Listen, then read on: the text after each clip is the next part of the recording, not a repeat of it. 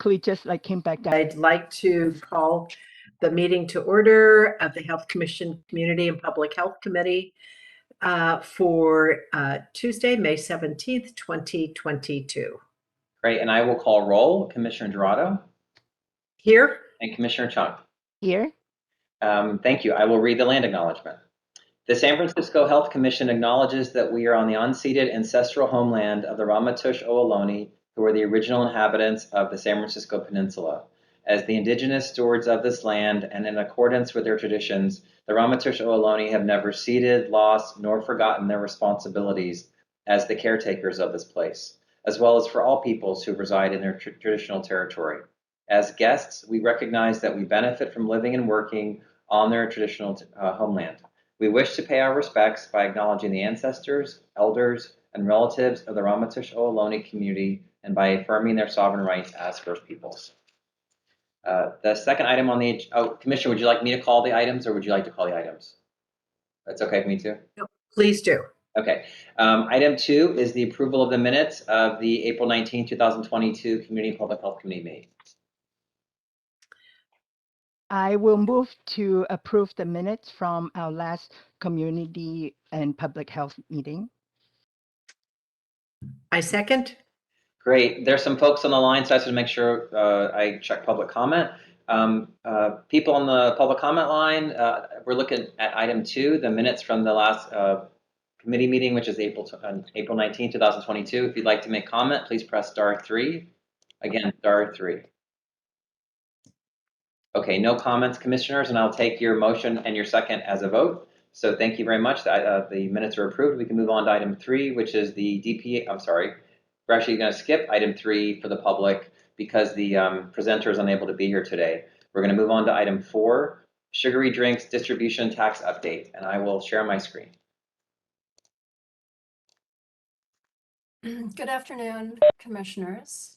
My name is Christina Gota, and I work in the Community Health Equity and Promotion branch of the Public Health Department, and I manage the Healthy Eating Active Living portfolio of work. Thank you for being here today. I'm pleased to be able to share the work that we've been doing, and I want to thank my team, Marianne Zito and Melinda Martin, and a newly departed Dong Mei Tan, who just left for another fabulous job, and as well as my leadership, Tracy Packer and Patricia Irwin. I'm going to talk to you a little bit about the roles that DPH has in sugary drinks, as well as the impact of the soda tax. The next slide describes the roles that we have, and there are 2 primary roles. One is staffing the Sugary Drinks Distributor Tax Advisory Committee, and that really includes ensuring that the committee is in compliance with the legislation. That includes providing annual data and supporting the committee as it develops its budget recommendations, as well as supporting with evaluation of the overall initiative. And then under Dr. Seth Pardo, analyzing sales data, public health data. There's also the piece of program management for tax revenue, and several different parts of the health department are doing that work. In CHEP, we're managing about $3.5 million worth of community-based grants. Dr. Paula Jones is managing food security grants work, and Dr. Irene Hilton and Prasanti Patel is managing oral health. Those 2 are managing the oral health work. And as you know, program management of these is important and a program in and of itself. So the next slide will give you a brief overview of the soda tax that was passed in 2016 and implemented in 2018. It passed, it puts a 1 penny per fluid ounce of tax on the distribution of sugary drinks. And the legislation also established a 16-member advisory committee. And they're the ones that make those annual budget recommendations and report on the impact. The health department has 3 seats that it appoints, 1 for chronic disease, 1 for oral health, and 1 for food security, food access. And when the next slide talks a little bit about the advisory committee's funding principles, and this is relevant because it impacts the funding that we have been doing out of CHEP. Their focus was on low priority, their priority populations is on low income San Franciscans, populations that have been shown to be drinking sugary drinks at high rates, as well as those impacted disproportionately by chronic diseases related to diet. In support of the tax goals, it's decreasing sugary drinks, increasing water, improving oral health, healthy food access, physical activity. And lastly, also just making sure that the committee is supported in doing its work. They, over the past 5 years, have on time every single year developed their budget recommendations and put them forward to the mayor's office. And their goal is that they want to see that over half of the funding goes to community-based organizations. And, it is pretty much been met, that goal of most of the funding going to community-based organizations. When you take a look at the next slide, I'm going to speak a little bit about the work that the CHEP branch has done around implementing their recommendations through the community-based grants process. And in accordance with the direction of the committee and also public health principles, we have identified 3 priority ways of funding. It's around making policy and systems change. And that is really about looking at what can be changed that is sustainable and long-term, that typically impacts a larger part of the population and usually doesn't require ongoing funding. And Commissioner Gerardo, I feel like that answers one of your questions about the fact that the tax is expected to decrease as people decrease their consumption of sugary drinks. And so one reason we focus on policy and systems change is that those should be there in the long term and support healthy eating and physical activity in the long term. The other area that we're funding is program services and education and awareness. And those are more typically direct services, nutrition, education, physical activity, whole range of different programs. And then we've also been supporting capacity building. And when we're talking about capacity building, we don't mean like big infrastructure change to organizations. The soda tax funding isn't big enough to support, ensuring that organizations have, their finance people or their HR people. We can't fund all of that, but we can support the organizations with training, support, encouraging them to hire people from the community using soda tax funds, thereby doing some level of workforce development as well. And ensuring that the funding that is coming from these priority populations is going back to them in multiple different ways. The next slide talks a little bit about the grants work that we've been doing. Between 2019 and this fiscal year, we've funded over $10 million with 42 organizations. We've been providing technical assistance. We've ensured that the grants are in alignment with both DPH and the advisory committee. And I think you've heard about this through some of the presentations that Paula Jones has led around COVID and food access. Nearly all of the soda tax funded orgs pivoted to provide food. Generally, that's how they pivoted, is to get food to their communities. The next steps for us are we are in the midst of gathering community input for the next round of Healthy Community grants, hoping to release the RFP in the fall. And then our policy systems contracts that are through the health department will end in 2024. So we'll be releasing an RFP again in the future, assuming that the funding is there for 2023. Yeah, thank you. So let's talk a little bit about the impact.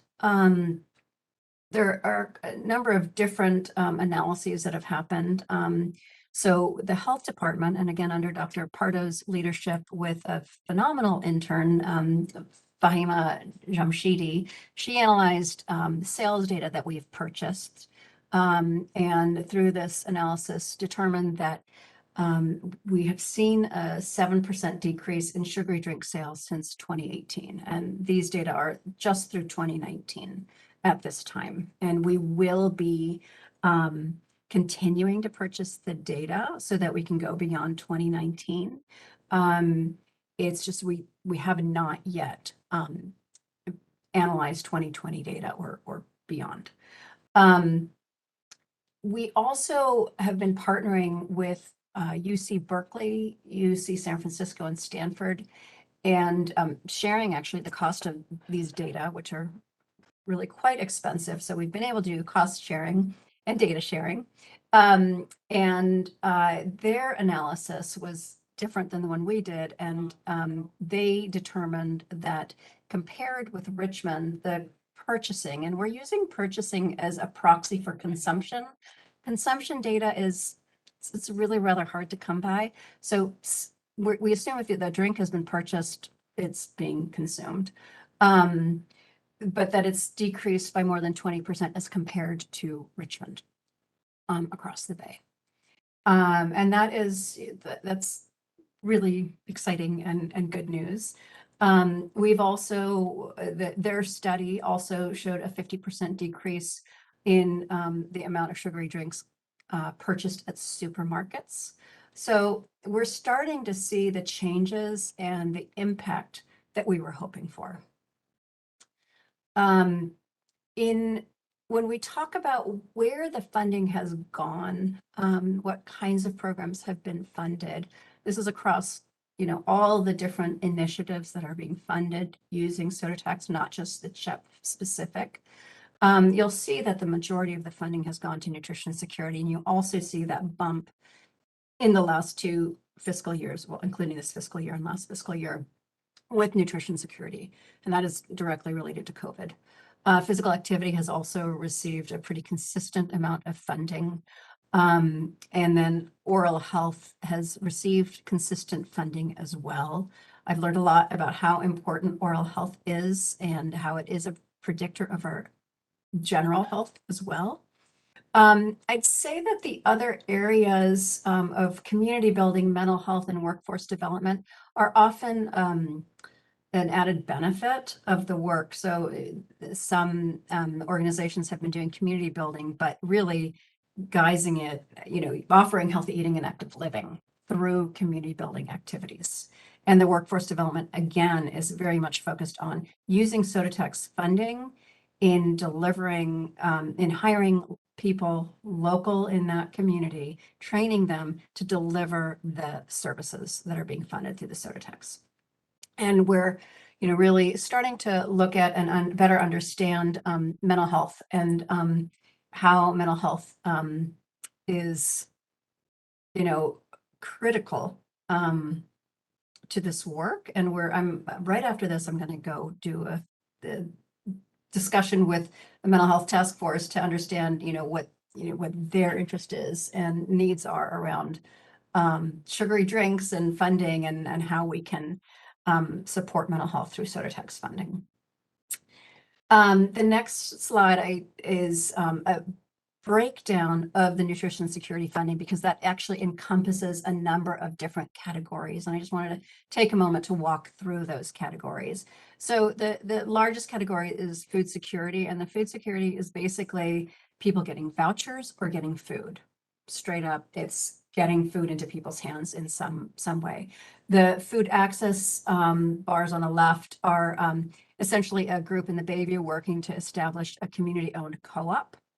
And then there's the healthy retail work that has been going on for many, many years, and some Sodatax funds support that healthy retail work where fresh produce is, or small merchants are supported in bringing and stocking and selling fresh produce in their corner stores. A small amount has been going to nutrition education because people still need to, it's not a given that people understand the negative health impacts of sugary drinks and other issues related to nutrition education. And then we include urban agriculture, farming, gardening as part of nutrition security. So I think I'm going to ask Mark if you could just jump to the next slide, and just, this is similar to the previous one, but we're looking at the store revenue. And one of the reasons we're looking at store revenue, because it gives us a sense of, is the soda tax being passed through to the consumer? Because it's not a sales tax, right? It's the distributor paying it. And we see here where the dotted line is, that there is a pretty sharp increase in revenue for actually both sugary drinks and non-sugary drinks. Sodas, energy drinks, and sport drinks, you see pretty big increase in revenue, so that it looks like the revenue is being passed on. And the idea is that higher costs deter consumers from purchasing as much. We are seeing with this that there's increased store revenue for bottled water as well as diet soft drinks. And we did not see as much of a change in milk consumption. And we can't necessarily explain all of those, but that is what we are seeing with these data. So this chart describes the average volume of sugary drinks purchased by neighborhood. And actually, I feel like the next slide is a better iteration of this, which shows you the two left bars are where we've seen an increase in the volume of sugary drinks that have been purchased by neighborhood after the tax. And that's Visitation Valley's Sunnydale area, as well as Hayes Valley, Tenderloin neighborhoods. Again, we're not sure. I can't explain what that is about at this time. But I think what's also really significant and important is you see in these other neighborhoods, and these are the priority neighborhoods that were identified through COVID. So those are the neighborhoods we took a look at, are the priority neighborhoods. And you see a very sharp decrease in Baby Hunters Point, in Western Addition, in Japantown, South of Market, Ingleside, Excelsior, Crocker, Amazon. So we are seeing a decrease in the neighborhoods, and in most neighborhoods, but not all neighborhoods. I think one point that's really important when talking about the kind of data that we're using here is these data from Information Resources, IRI, they are, the data is gathered using scanner data at stores. So when they have that, they just scan your item, and so they can easily track what's been purchased. Unfortunately, these data do not capture small stores, mom and pop shops. So we do have a data gap there. We recognize that, not really quite sure how to fill that gap, that void, but there are some researchers at Berkeley that have done some work with the smaller corner stores that we're working with them on to, get that data and try to understand it. So what we have here are data from, grocery stores, drug stores, other sort of bigger kinds of markets. So I think that's relevant and important. And it is a limitation of the data. Thank you. Next slide here is, we're starting to see success with these through the soda tax. And the time frame for this is just this last fiscal year, 2021.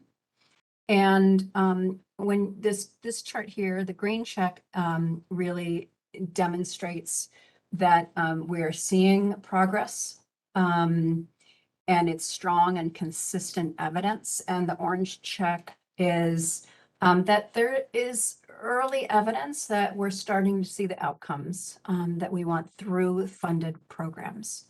And the data being used for this, the decrease in sugary drink consumption, that's the data from UC Berkeley that I mentioned. That's the data that DPH analyzed.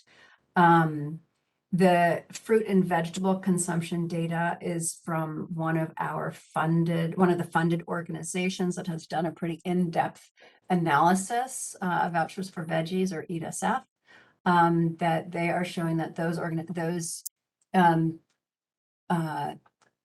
individuals that are getting these vouchers are increasing their fruit and vegetable consumption.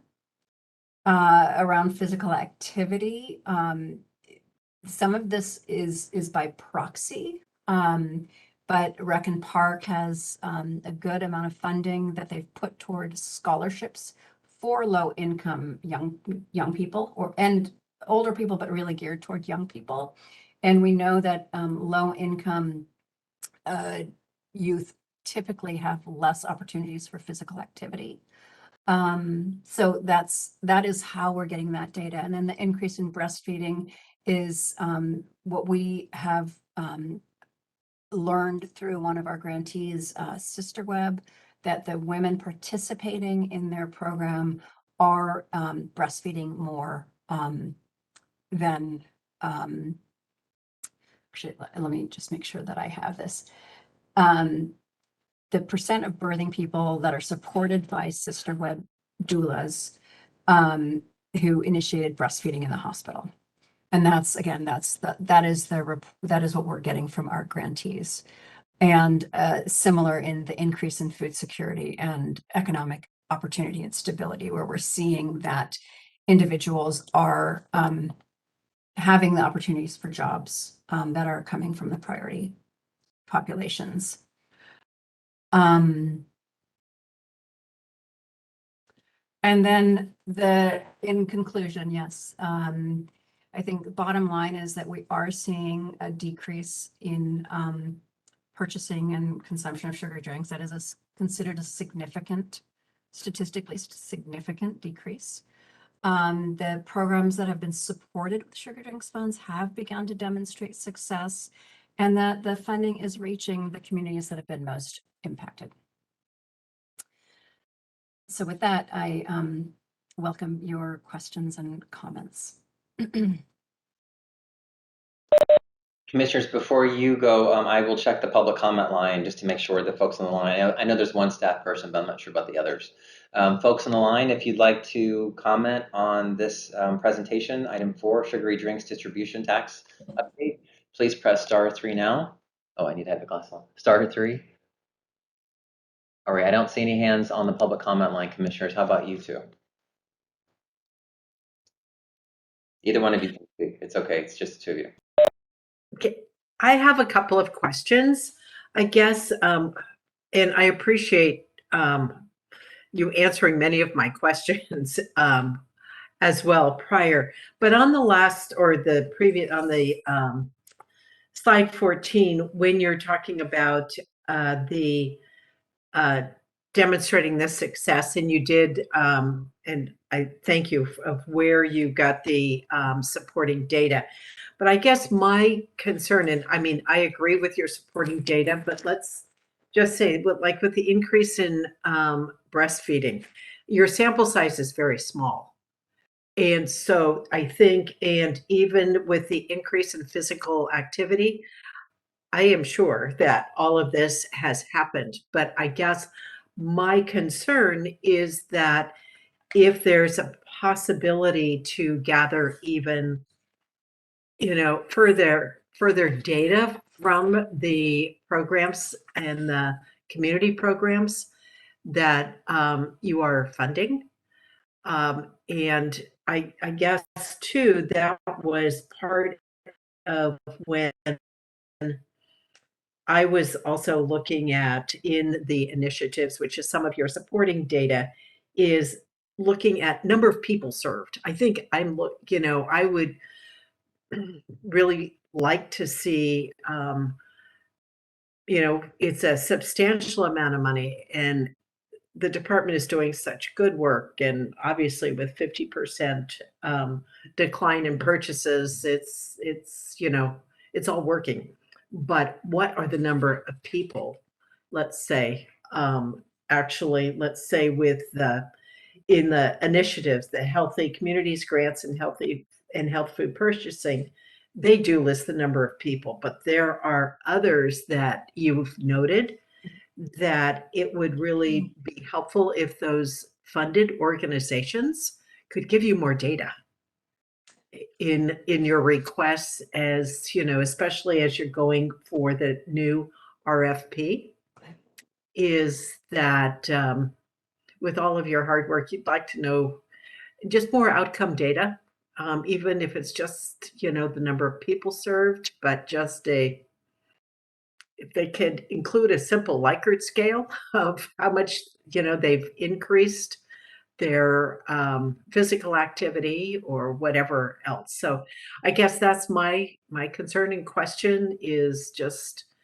a little bit more specific data in what you can gather, and more the onus on the community organizations that you're funding versus you. Thank you, Commissioner. Agree. And I think the fact that part of the reason we don't have as much data as we'd like is, it's COVID.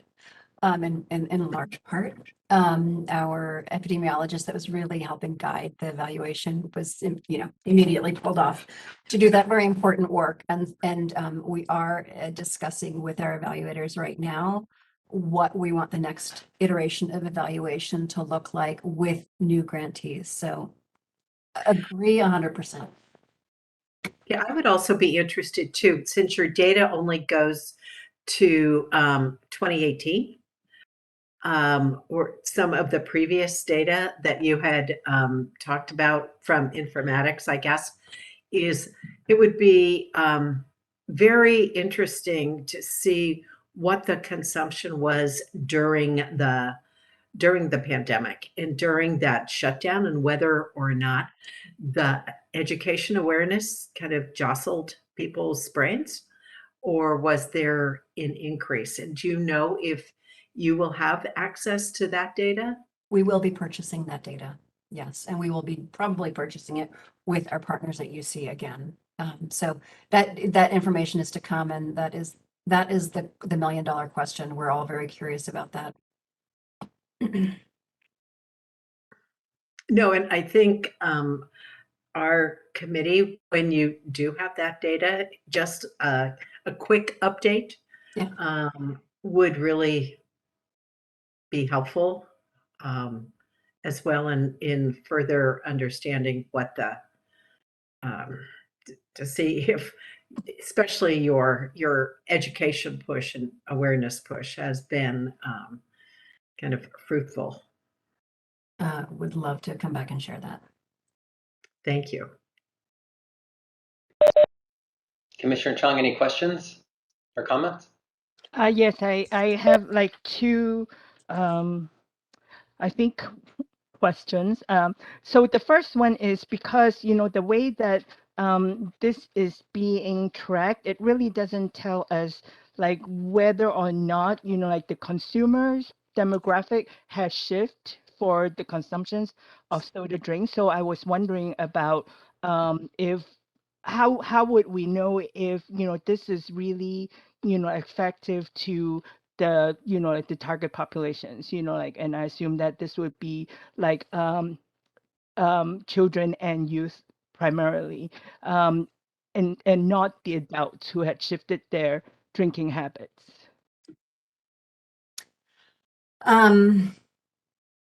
Yes, that is another one of those $1 million questions. One way that we were hoping to be able to collect that information, and again, because of COVID, it was so much of the work changed. We were hoping for funded organizations to be able to ask their participants, at least a pre and a post. And we're going to relook at how that can happen for future grants. Consumption of sugary drinks by stratified by race, stratified by age is very difficult to come by. The California Health Interview Survey has inconsistently been asking about that data point. So really the best place for us to be getting that data point is from funded organizations. And when I say funded organizations, I'm definitely talking about all of the organizations that are receiving soda tax funds, not just those that are funded through the health department. But that is something that we're very interested in seeing if we can ascertain at least those people participating in the programs, and that could give us a better sense by different demographics of who is drinking less. But you're hitting on another limitation that we have at this point with the data. Well, I appreciate that. And the other questions is related. So I think that I am seeing more and more hard seltzer being like sold in stores. And I was wondering if they actually fall under alcohol and not soda, Texas. Excuse me, alcohol. The soda tax legislation explicitly omits alcoholic beverages. So that was the other piece that I'm curious about, because like when we talk about alcoholic beverages, usually we think about like the traditional ones, like Mhm. beer, like and all the other hard liquors. But now it seems like there is this whole market of like hard seltzer, like, and it is being packaged, to attract younger folks. So I was wondering, like if there's a way for us, to compare, whether the consumptions of those have gone up compared to where soda, like the consumptions of sodas. That's a good question. I don't know if in the data that we receive, that we purchase, it contains alcoholic beverages. It probably doesn't, because you pay for everything that you ask for, mightily. But that's something that I can definitely look into, is to see if seltzers is in there, or if there is other evidence around consumption of canned flavored alcoholic beverages. Because I think you're getting at the amount of sugar in those, not just from the alcohol, but also all of the other added things. Exactly. Yes. Yeah. Yeah. And they have like so many varieties. It's pretty overwhelming when you walk in Yeah. the store and see Mhm. them, like along the aisles. Yeah. Generally not in the purview of soda tax, but I can definitely see if there is data around that. Great. Thank you. course. I'd be interested in learning about that. Likewise. Going back to one of your questions, Commissioner Chung, I was wondering too, if San Francisco Unified School District has any data in their high schools on the vending machine, what is being the top purchases in the vending machines, and whether or not they collect any of that type of data. That's a good question. Technically, I'm assuming you're asking about sugary drinks. Yes, I am. Yes, okay. So Because I don't think they have much else in there. they shouldn't have any. They should Yeah. have 0 sugary Yeah. drinks in all of their vending machines, because the wellness policy that they passed several years ago now, I think 2015 maybe, said no sugary drinks on campus ever, even after hours. I think that would be a good project to find out what is actually in those vending machines. And I know from the work that we did around vending machines within the health department,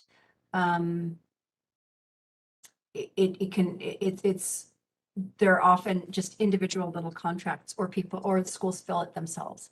So that's something I'd have to talk to the school district about and see what's going on with the vending machines, and if they are in compliance generally.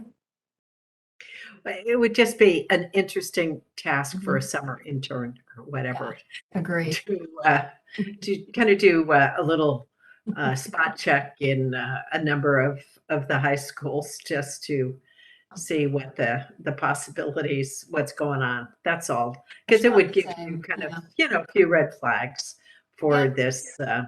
this group. Yeah, I've definitely thought that same thought, just to make sure that they're still in the clear with that. Yeah, I think that would be good. But it is, as much, I guess I'm just always focused on the data and the outcome data. So I appreciate in the new RFPs and going forward that you push them for the data that you need versus, your expensive purchasing having to all the time as well. Thank you. Thank you so much, Christina, for the presentation. Commissioners, with your permission, we can go on to the next item, which is emerging issues. Members of the public, if you'd like to make comment on emerging issues, this item is number 5. Please press *3. Again, *3. All right, no public comment, and I'm not seeing comments or questions from you, Commissioner. So we're at number 6, which is general public comment. And folks on the line, this item is for anyone from the public to make comment about something that's not on the agenda. So a topic that's not agendaized. Please press *3. All right, no public comment. Commissioners, now we are at a consideration of adjournment. At least you are. I'm here to support you in that. I will I make move a to motion. adjourn. I'll second. All right, so we take that as an action. Thank you, everybody, for the meeting. And commissioners, I'll see you in a little while in a different room. At least I'll be in a different room. Okay, thank you.